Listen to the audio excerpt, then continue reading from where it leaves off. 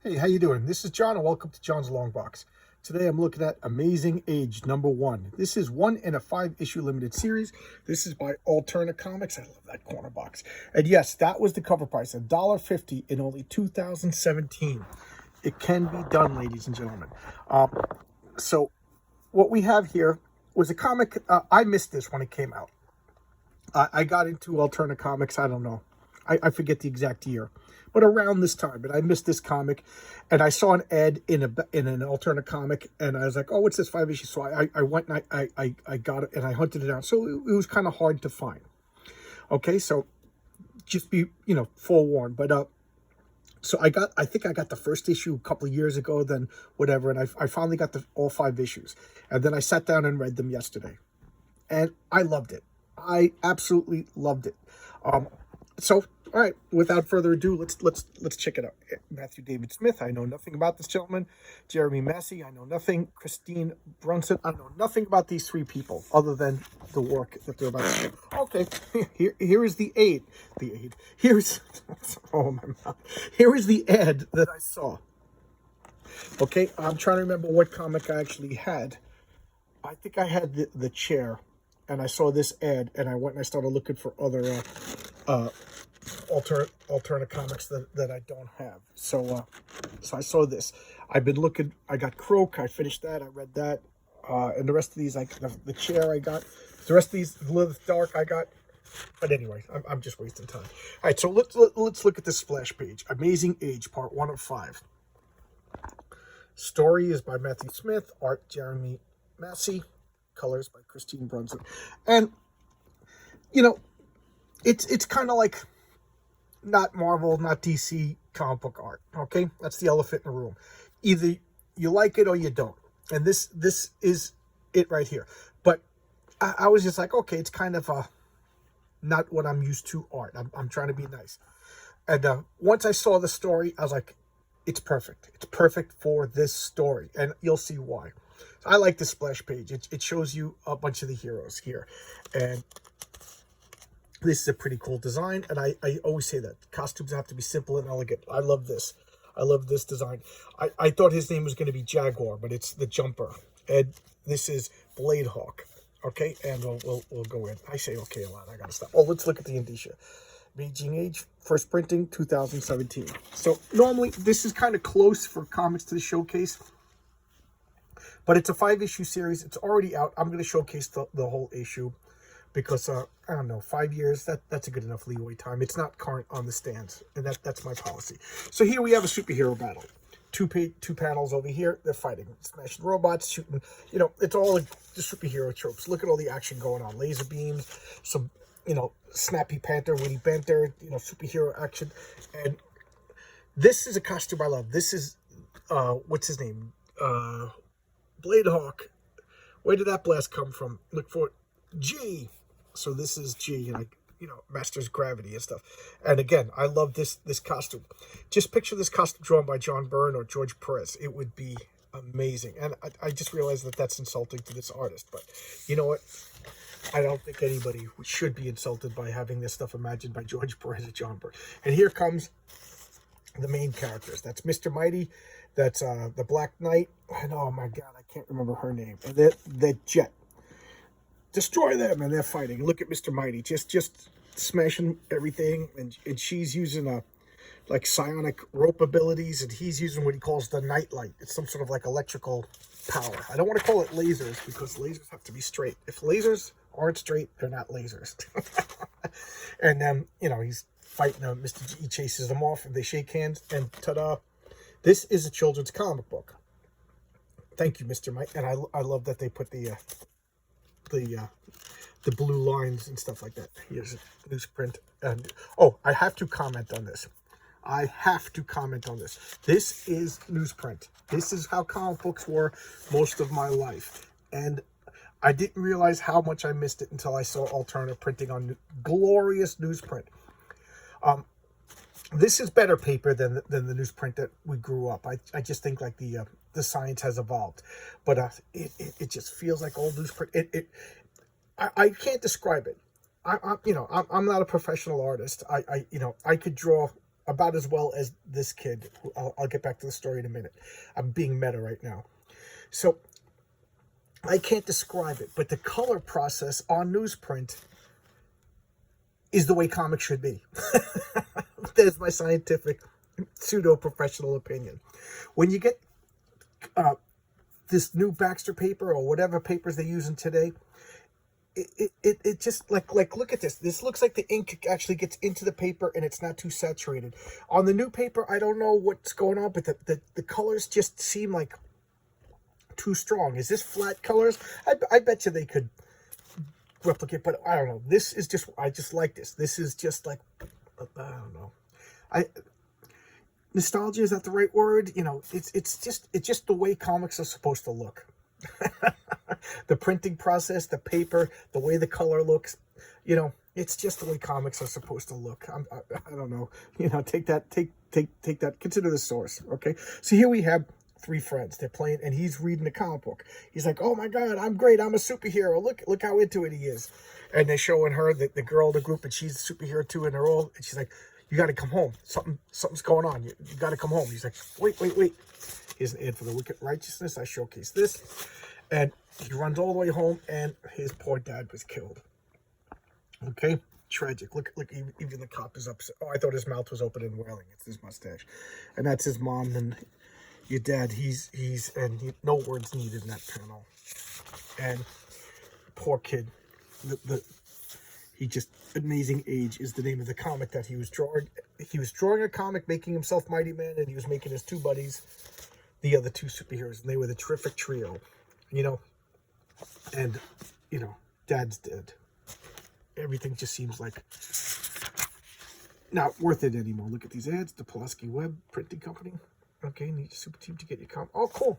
Looks like they print comics. Cool. We print comics. Wow, there. It says it right there. There you go. If anybody wants the Pulaski Web Printing Company, there you go. I'll hold on this for a second.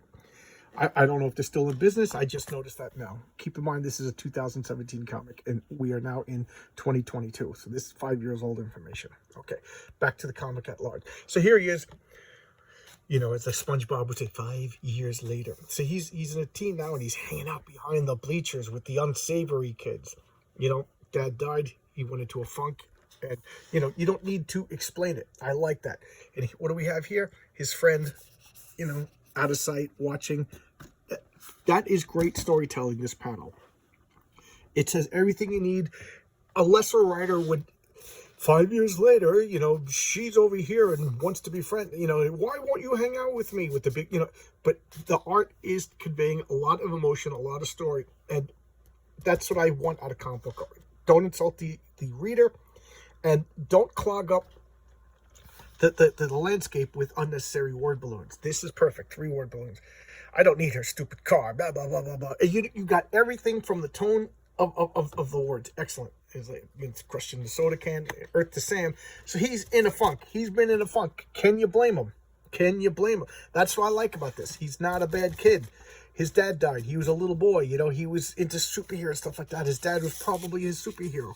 And now he's hanging out under the bleachers with the cigarette smoking kids. And she's like, you know, you can't go to, he's like, that's 2 hours away. He's like, what do you care, Violet? Look, don't come around here. We're not friends anymore. You know, we're not friends, you know, and, you know, we've known each other since we were kids. Why don't you shut your fat mouth? So I was going to point this out. You know, she's gaining weight. Why don't you shut your fat mouth? And, he, you know, it's like he crossed the Rubicon over here. She's like, you know what I wanted to say to you? Sassafrassin, sassafrassin, sassafrassin. That's literally what that says. I speak curse word. So here's the other friend. He's like, hey, look at this. Love. Don't you know them? He's like, Sam and Violet. He goes, nah, not really. That got me sad. You know what I mean? Here they were. Years ago, they were the Terrific Trio. Now he's like, nah, not really. I don't know him anymore. And again, maybe it's just hitting me because I just moved. Well, not moved. It's been a year now since I moved, so I lost contact with a lot of friends. You know, I moved during this COVID thing. I lost contact with a lot of family members, stuff like that. So, you know, it's to me, that was like a hard panel to read. It gets you emotional. You know, people grow up, you You lose contact with people. Friends drift apart. You know, some of my best friends I haven't spoken to in years. Not because we dislike each other or anything like that, but that's just the way growing up is, you know. And then Ed losing a parent when you're at that formative age to that. Oh my God, I feel so for these characters. And note the little dialogue, perfect words. It's like a surgeon. I really, really, really do like it. And here she is, boink. She's in the bathroom doing bathroom stuff. You know, I will allow my audience to figure out what bathroom stuff is. And a comic, it's Amazing Age. She's like, what is this? This is Sean's old comic, The Amazing Age. And I can't seem to. And then the other guy, he opens it up. What the? Who put this here? It's The Amazing Age. And look at the slight smile on his face. That tells you everything you need to know. He's like, hey, I remember this, Sam. Sam put us in it. And look at his face. He's enjoying it. I love that. Black Knight. Ha ha. And boom. She disappears. Boom, disappears. And we, you know, they don't even have to show him getting the comic. We kind of figured it out, you know, what's going on. And we got an Ed. This looks amazing. If anybody knows what this is this a webtoon? Oh yeah, okay. I looked at this ad and I got caught up in the drawing of this face in this panel. This looks really outstanding. I gotta check this out. Okay, a wave blue world. It's pretty clever, pretty clever. Okay, and then he wakes up in a hospital bed. What's going on? The doctor's over here. Okay, how are you feeling, Mr. Charleston? He's like, whatever, he's talking, what's going on? What's going on? Don't you recognize me? You don't remember me? I'm Bladehawk. Dun, dun, dun. Next issue, Enter the Marauders. And I showed the whole comic. And here's, I love this. This is the artist, the writer's actual, The Jets. This is his comic that he drew as a kid. And then issue 2 in color. Look at the improvement from issue 1 to issue 2. And then more art that he drew. You know, and he's just talking about loving drawing the comics as a kid. Here's, I forget her name, but she's like every superhero team has an archer. And then this is the cover of issue number 2, The Maulers. Okay, and Alternate Ed, Hawks of New York, Ultra Pro Ed, and we're back to the cover. So, Worlds Collide. Clever title for a couple of reasons. 2 different worlds. The worlds of superheroes and the mundane world are colliding. His childhood world is colliding with his teenage life, I guess we could call it. And in the teenage life, his, you know, what do you want to call them? The goth kids, the drama as in like always into drama, not like theater, but like the angsty kids are clashing up against with the sport kids who are with the, I guess, normal kids. What would you call her? You know, I don't know. But so there's a whole bunch of different worlds colliding. I thought that was just really clever. Just so clever. I'm not going to go on further with the story, but I will say this got me for a bunch of reasons. Again, just this corner box and the newsprint, the cheap price, you got me. Hook, line, and sinker. Even if it was a terrible comic, I would like it because of all that.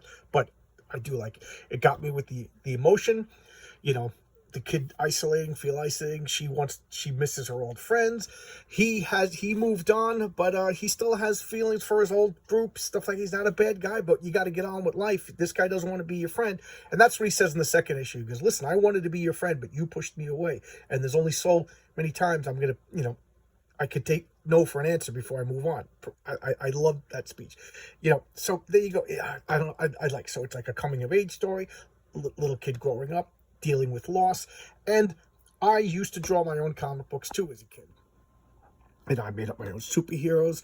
I made humor comics, stuff like that. Matter of fact, I still have them. I should showcase them. That would be really, really, really embarrassing. I got them in a manila folder right behind me. So, you know, this was like, I don't know, I really enjoyed it. Although I don't want my superheroes to become, because they were all like the Punisher. They would just be like a whole bunch of murderers running around killing everybody. He made real superheroes. So I felt like this was made for me. It was perfect. I really, really enjoyed it. I'm like patient with things like that. It took me like a year or 2 to get all 5 issues. You know, just going around, going to local stores, you know, going online here, and I had to read it in one sitting. I didn't want to read a 5-issue story over a couple of years.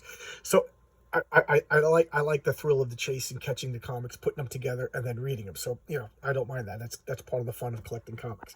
So and then just it just seemed like I got it all at the right time. I reconnected with a couple of friends. I had some friends over the other night, so it was like a nice reunion. He's making friends with his friends again. I liked it for so many reasons. Now I'm repeating myself, but there you go.